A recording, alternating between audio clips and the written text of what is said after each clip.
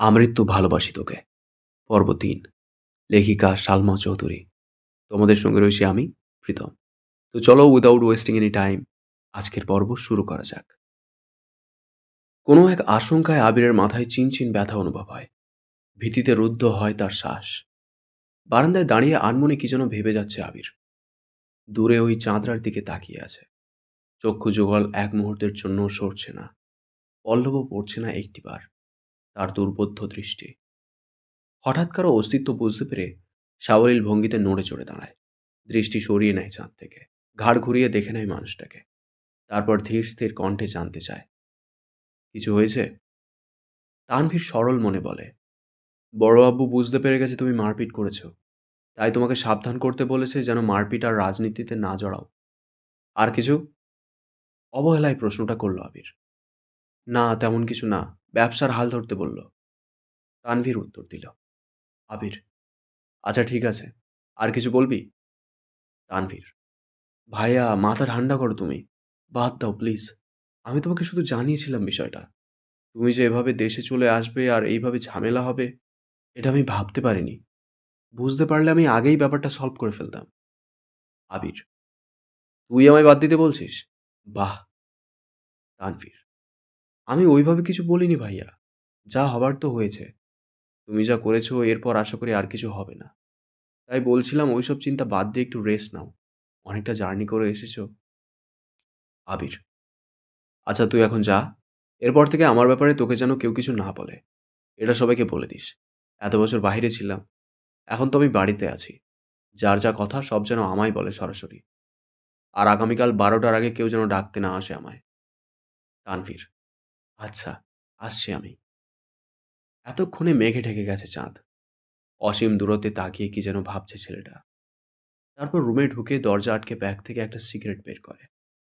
বারান্দায় বসে সিগারেট জ্বালিয়ে ঠোঁটে ধরে। দৃষ্টি পড়ে দূরে গাছের পাতার ফাঁকে ল্যাম্পপোস্টের ক্ষুদ্র আলোর দিকে। তার নিচে দু তিনটা কুকুর আপন মনে চিল্লাচিল্লি করছে। সিগারেট খাওয়াটা আবিরের নিত্যদিনের অভ্যাস না। যখন সে খুব রাগান্বিত বা চিন্তিত থাকে, বা যখন নিজেকে কন্ট্রোল করার সব শক্তি হারিয়ে ফেলে, তখন সিগারেটের ধোঁয়ার মধ্যে নিজের কষ্ট, রাগ, চিন্তা আর অভিমানগুলোকে উড়িয়ে দেয়। সিগারেটে কয়েকটা টান দিয়ে সিগারেটটা ফেলে দেয়। তারপর টান টান হয়ে শুয়ে পড়ল নিজের বিছানায়। মাথার নিচে দু হাত রেখে চোখ বুজল। মেঘ খাবার খেয়ে রুমে এসে ২-৩ ঘন্টা টানা পড়াশুনো করল।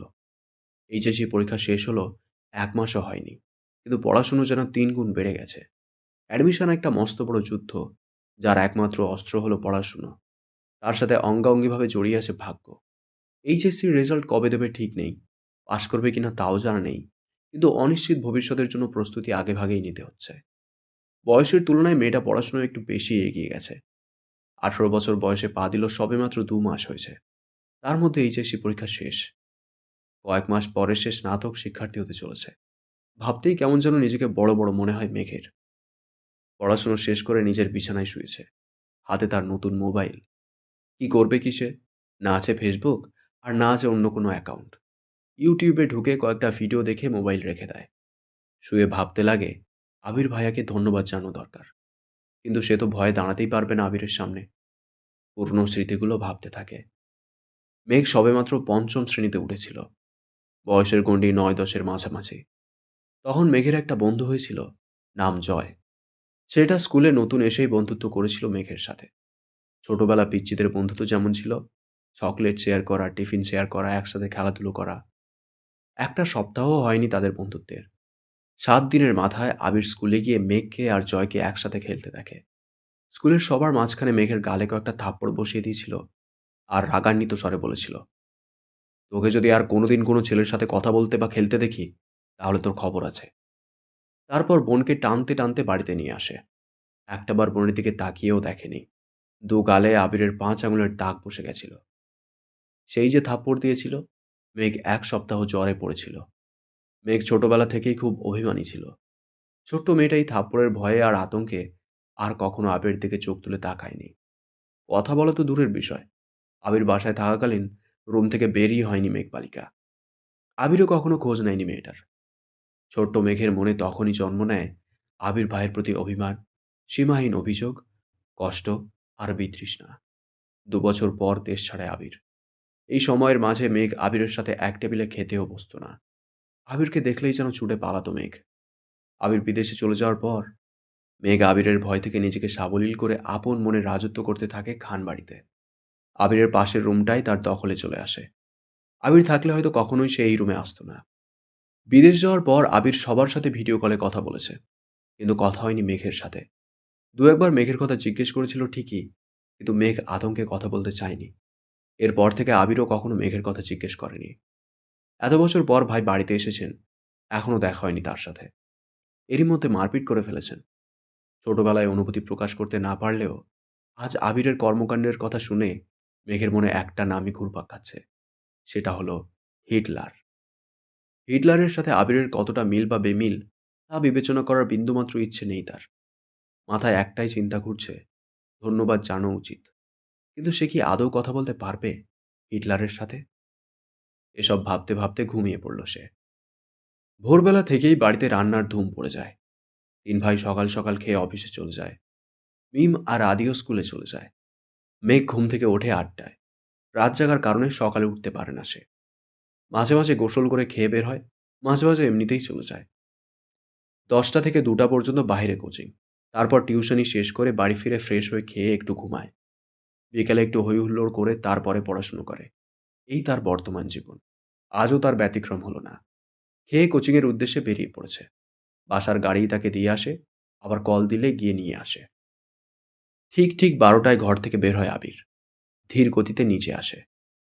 চিন্তিত মুখ দেখে মা মালিহা খান ভীত স্বরে ছেলেকে জিজ্ঞেস করেন, কিছু হয়েছে তোর বাবা? আবির মুখের ভারী ভাব বজায় রেখে উত্তর দিলেন, কিছু হয়নি, খেতে দাও। ছোটবেলার চঞ্চলতার ছিটে ফোঁটাও নেই ছেলেটার মধ্যে। এটা ভেবেই বারবার হতাশ হচ্ছেন মালিহা খান। হঠাৎ চোখ পড়ে ছেলের হাতে ব্যান্ডেজের দিকে। হাতটাও ফুলে গেছে অনেকটা। আবির খাবার খাচ্ছে আর তার মা শান্ত স্বরে ছেলেকে বোঝাচ্ছেন, এটা করো না, সেটা করো না। মনে হচ্ছে ৫ বছরের শিশু সে। আগুন পানি চেনে না। যদিও বাবা মায়ের কাছে সন্তানের সারা জীবন শিশুই থাকে। খাওয়া শেষে মায়ের থেকে বিদায় নিয়ে বেরিয়ে যায় আবির। মেঘ বাড়ি ফিরেছে ১ ঘন্টা হবে। শাওয়ার নিয়ে নিচে এসেছে খেতে। খাওয়া শেষ। তানভীর রুম থেকে ছুটে এসে জিজ্ঞেস করে, বড় আম্মু, ভাইয়া কোথায়? আঁতকে ওঠেন মালিহা খান। ও তো ২-৩ ঘন্টা আগেই খেয়ে বের হয়েছে। কেন? ইস, মিস করে ফেললাম। মালিহা খান, কি হয়েছে বাবা? মেঘ নীরবে তাকিয়ে ভাই আর বড় আম্মুর কথোপকথন শুনছে আর বোঝার চেষ্টা করছে ঘটনাটা কি। তানভীর ভাইকে কল দিয়ে জিজ্ঞেস করে, কোথায় আছো? আবির কি যেন বলল, শোনা যায়নি। তানভীরের চোখে মুখে উত্তেজনা স্পষ্ট। বড় আম্মু, আম্মু, কাকিমণি, বাইরে চলো। কেউ প্রশ্ন করার আগেই তানভীর ছুটে গেল বাইরে। তার পিছন পিছন মিম, আদি, মা, কাকিরা সবাই দরজা পর্যন্ত গেল। সবার পিছনে মেঘও গেল সেখানে। এরই মধ্যে বাইকে বাড়ি ঢুকলো আবির। নীল রঙের চকচকে একটা সুন্দর বাইক। হেলমেটটাও নীল। হেলমেট খুলতে খুলতে তাকায় বাড়ির মানুষের দিকে। মেঘ অপলক দৃষ্টিতে তাকিয়ে আছে। সেই কবে দেখেছিল আবিরকে। সেই আবিরের সাথে এই আবিরের চেহারার কোনো মিল নেই। হেলমেট খোলাতে চুলগুলো এলোমেলো হয়ে গেছে আবিরের। চোখে সানগ্লাস। নেভি ব্লু রঙের শার্ট কালো প্যান্টের সাথে ইন করে পড়েছে। হাতে কালো ফিতার একটা ঘড়ি, পায়ে সোজুতা। আপাদ মস্তক দেখল আবিরের। হৃৎপিণ্ডের ৪ প্রকোষ্ঠ ছটফট করতে লাগলো মেঘের। আবিরের দিকে বিভোর দৃষ্টিতে তাকিয়ে আছে সে। আবির বাড়ির সকলের উদ্দেশ্যে বলল, বাইকটা কিনেছি, কেমন হয়েছে? আবিরের কণ্ঠ মেঘের মনের গহীনে ধাক্কা খায়। এতে হুঁশ ফেরে তার। দাঁড়িয়ে থাকতে পারছে না সে। এক দৌড়ে নিজের রুমে ঢুকে দরজা আটকে শুয়ে পড়ে মেঘ। মিম আর আদি হই হুল্লোড় করছে। আবির ভাইয়ার কাছে আবদার করছে ওদের বাইকে নিয়ে ঘোরার জন্য। মালিয়া খান ছেলের পানে তাকিয়ে প্রশ্ন করলেন, বাসায় ২-৩টা গাড়ি থাকার পরও বাইক কেন কিনলে? আমার গাড়িতে চলাচল ভালো লাগে না, অবলীলায় উত্তর দিল আবির। পিচ্চিরা খুশি হলেও খুশি হতে পারেননি মালিয়া খান, হালিমা খান আর আকলিমা খান। কারণ এই বাড়িতে বাইক ব্যবহার নিষেধ করেছিলেন স্বয়ং আলী আহমদ খান নিজেই। তিনি কোনো এক বয়সে বাইকে অ্যাক্সিডেন্ট করেছিলেন। সেই থেকে বাইক কিনা বা বাইকে চলাচল নিষিদ্ধ করেছেন। ইকবাল খানের খুব ইচ্ছে ছিল বাইক কেনার, কিন্তু বড় ভাইয়ের নিষেধ অমান্য করার সাধ্য নেই, তাই কিনতে পারেননি। তানভীর খুব করে চাইছিল বাইক কিনতে। রাজনীতির সুবাদে অনেক জায়গায় চলাচল করতে হয়, বাইক থাকলে সুবিধা হয়।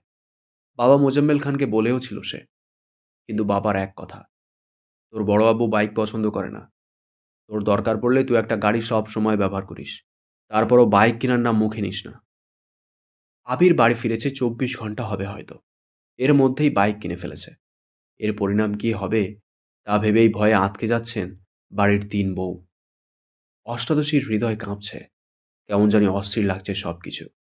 পরিচ্ছন্ন নয়নে তাকিয়ে আছে রুমের জানালার দিকে, দৃষ্টি তার অসীম দূরত্বে। কি জানি কি ভাবলো কতক্ষণ। হঠাৎ ঝলমলি উঠল মেঘ, সঙ্গে সঙ্গে চোয়াল শক্ত করে নিজেকে নিজে প্রশ্ন করল, বাই এনি চান্স আমি কি হিটলারটার উপরে ক্রাশ খেয়েছি? এতক্ষণ শুনলে আমৃত্যু ভালোবাসি তোকে উপন্যাসের 3য় পর্ব। কেমন লেগেছে অবশ্যই কমেন্ট করে জানিও। তোমাদের একটা কমেন্ট আমাকে প্রচুর মোটিভেট করে। পরবর্তী পর্বগুলো খুব শীঘ্রই চলে আসবে এই চ্যানেলেই, তাই চ্যানেলটাকে সাবস্ক্রাইব করে রেখো। দেখা হচ্ছে খুব তাড়াতাড়ি। ততক্ষণ সুস্থ থেকো, ভালো থেকো। Thank you.